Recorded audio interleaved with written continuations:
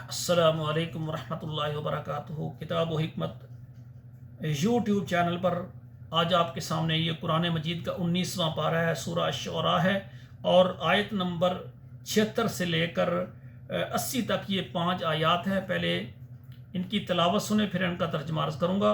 اعوذ باللہ من الشیطان الرجیم، بسم اللہ الرحمن الرحیم۔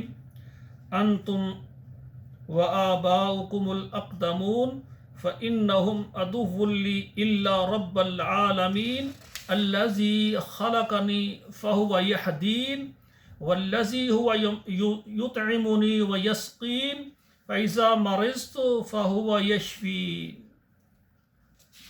اب ان کا ترجمہ سماعت فرمائے۔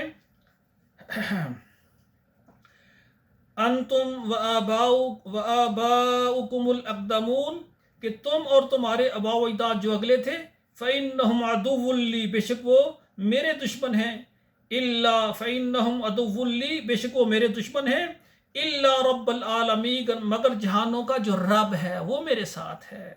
الَّذِي خَلَقَنِي فَهُوَ يَهْدِينِ، وہی رب العالمین ہے جس نے مجھے پیدا کیا ہے اور وہی مجھ کو راہ دکھائے گا۔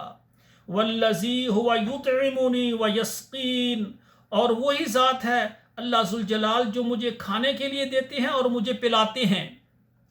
وَإِذَا مَرِضْتُ فَهُوَ يَشْفِينِ، اور جب میں بیمار ہوتا ہوں تو وہی میرا رب ہے جو مجھے شفا دیتا ہے۔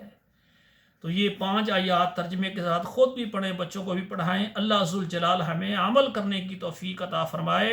والسلام علیکم ورحمۃ اللہ وبرکاتہ۔